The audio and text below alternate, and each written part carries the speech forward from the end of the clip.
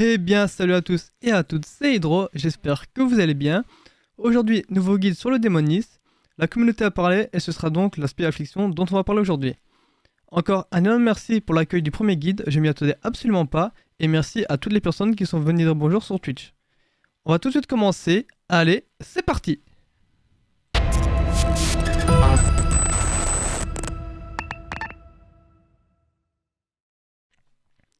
Sur ce guide, j'ai décidé de rajouter une nouvelle rubrique qui va permettre de peser le pour et le contre de la spécialisation.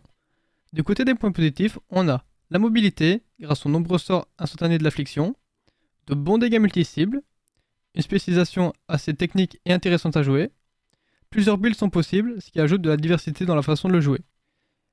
L'affliction a une très bonne priorité target. Pour les points négatifs, on a les dégâts mono-cibles qui sont vraiment faibles, une spécialisation assez dure à jouer, les ramp-up des dégâts, c'est-à-dire que les dégâts vont devoir monter avec le temps avant de faire de vrais dégâts. Besoin de setup pour pouvoir faire des dégâts.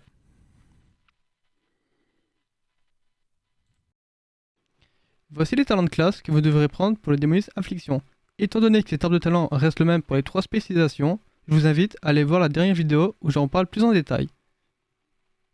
C'est dans les talents multi-cibles qu'on retrouve une grande diversité des builds possibles. Celui que je vous montre à l'écran est celui que j'ai choisi personnellement, mais je vais quand même parler des autres possibilités juste après. Dans ce build, vous prendrez Extase Maléfique qui sera votre spender principal en mono-cible, Affliction Instable qui fait partie de vos dots majeures, Crépuscule, quand Corruption fait des dégâts, il a 25% de chance de diminuer le temps de canalisation de Drain d'âme de 50%. Étreinte de l'ombre, Drain d'âme applique Étreinte de l'ombre qui augmente vos dégâts de 3%, cumulable 3 fois. Connexion, sacrifie une partie de votre solution d'âme pour vous donner un éclat d'âme. Mort insidieuse, vos dots infligent leurs dégâts 15% plus rapidement. Enseignement de Xavian, corruption est instantanée et inflige directement des dégâts quand vous les posez. Graine de corruption, votre principal spender en multi-cible. Dissémination, vous permet de lancer 3 graines de corruption plutôt qu'une. Affre d'agonie, agonie commence avec 4 stacks et monte désormais jusqu'à 18 stacks. Drain d'âme, remplace Shadowbolt et devient votre nouveau filler. Drain d'âme fait 100% de dégâts augmentés sur les cibles disposant de moins de 20% de leur point de vie. Corruption absolue. Corruption inflige 15% de dégâts supplémentaires et reste tant que le mob est en vie. Souillure d'âme applique agonie sur toutes les cibles dans une zone et fait des dégâts sur la durée dans cette zone. Flamme de l'âme. Quand une cible meurt, elle fait des dégâts aux cibles autour d'elle. Éclair flétrissant. Drain d'âme inflige 15% de dégâts par dot posé sur la cible avec un maxima de 45%. Frappe noire de synchro-cingle. Corruption inflige 15% de dégâts en plus et augmente la durée des autres dots à chaque tick. Invocation du regard noir, l'équivalent de l'infernal ou du tyran pour l'affliction. Plus vous avez de dots acquis sur la cible, plus il fera de dégâts. Il augmente également la durée de vos dots de 8 secondes. Visionnaire malveillant, augmente les dégâts de regard noir de 5% par dot active sur la cible. Allonge sinistre, votre regard noir fait maintenant du cleave. Courroux de consomption. Les cibles mourant sous l'effet d'agonie ou corruption augmentent vos dégâts de 3% pendant 30 secondes, cumulable 5 fois. Pourriture d'âme, dot multi-cible qui permet à votre drain de vie de toucher toutes les cibles victimes de pourriture d'âme. Gloutonnerie de mangeur, les dégâts d'affliction instable réduisent le CD de pourriture d'âme d'une seconde. Sombre moisson, chaque cible touchée par pourriture d'âme augmente votre hâte de 2,5%.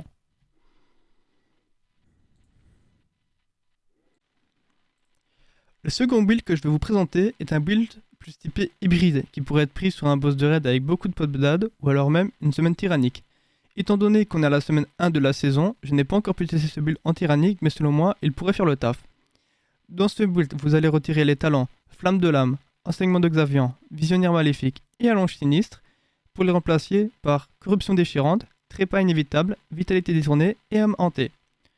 Corruption déchirante. Graine de corruption augmente la durée d'agonie de 1 seconde. Trépas inévitable. Agonie augmente de 15% les dégâts de drain de vie, cumulable 50 fois. Très bonne synergie avec le talent de classe Festin sinistre et le talent Pourriture d'âme. Hanté, un dot qui augmente vos dégâts de 10% sur la cible. Vitalité détournée, Hanté inflige 20% de dégâts supplémentaires quand il prend fin.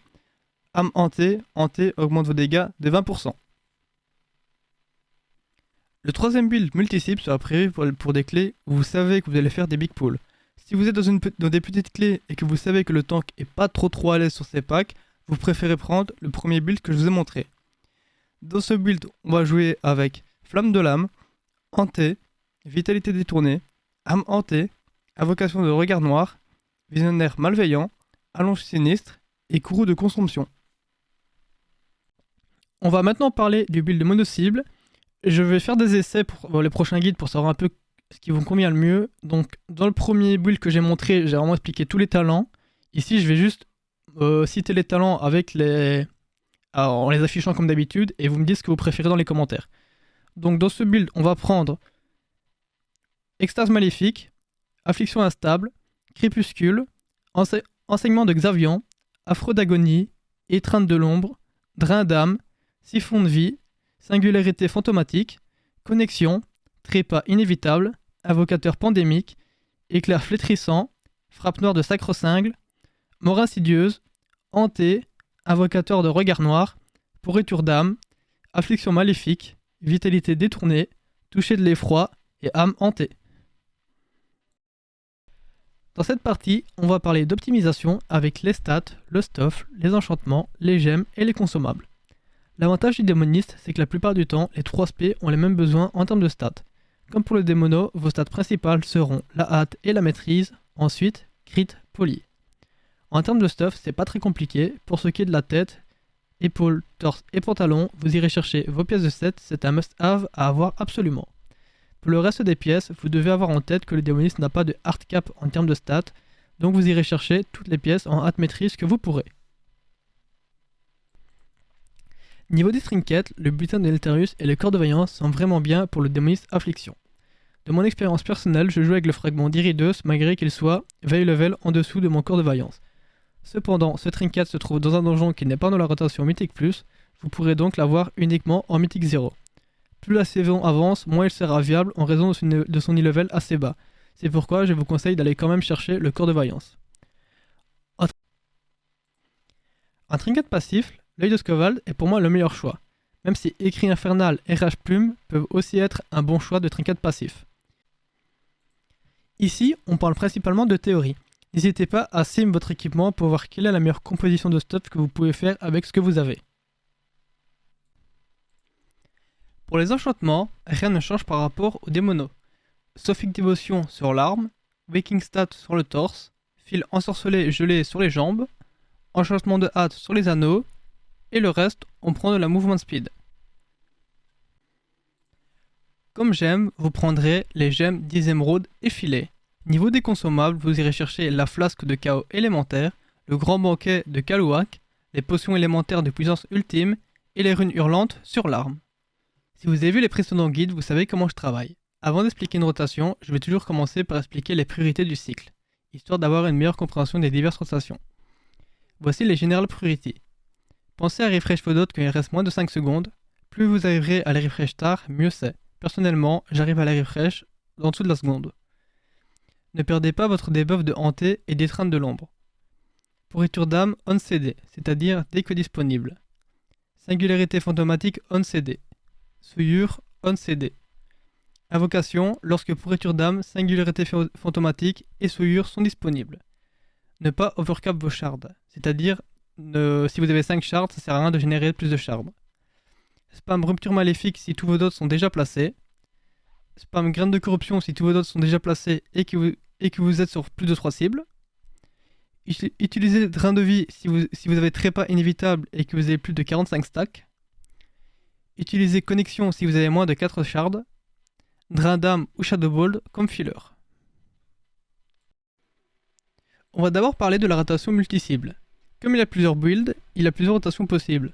Celle-ci se fait avec le build pourriture d'âme. Vous commencerez avant le pool par connexion x2, précasse d'affliction instable. Une fois le combat commencé, vous ferez souillure, pourriture d'âme, graine de corruption, invocation de regard noir, drain d'âme jusqu'à 3 stacks, spam de graine de corruption.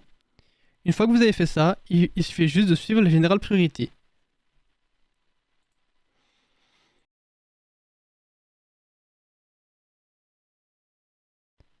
Pour le second build, précast connexion x2, précast hanté, précast affliction instable, début du combat, souillure infâme, graine de corruption, invocation de regard noir, drain d'âme jusque 3 stacks, spam graine de corruption.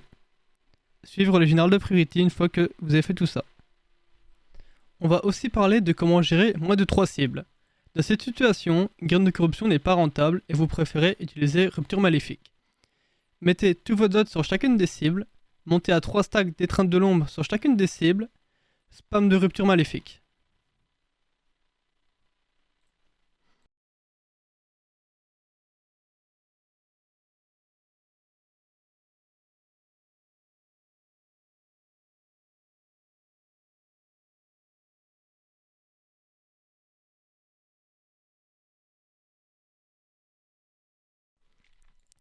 En affliction, il est très important de préparer son prochain pack sur le pack actuel, tout comme en démonologie. Il faudra finir full shard à la fin d'un combat. Pour faire ça, il suffit simplement de mettre une affliction instable sur la cible qui va mourir, ce qui va vous donner une shard à sa mort. Il faut également utiliser drain d'âme sur la cible pour avoir une shard supplémentaire. On va finir avec la rotation mono-cible. Avant le combat, précast de connexion x2, précast hanté, précast affliction instable. Début du combat, agonie, corruption, siphon de vie, singularité fantomatique, pourriture d'âme, invocation de regard noir, rupture maléfique pour ne pas overcap les shards, drain d'âme pour monter à 3 stacks d'étreinte de l'ombre, spam rupture maléfique, suivre le général priority. Voilà ce qui conclut ce guide sur le démoniste affliction, j'espère qu'il vous aura été utile. J'ai tenté pas mal de nouvelles choses par rapport au précédent, dites-moi en commentaire quel format vous préférez. Pensez à venir sur Discord pour avoir accès à toutes les news et à des guides écrits. Venez aussi sur Twitch, là où je fais beaucoup de Mythic+. Sur ce, à la prochaine et à bientôt.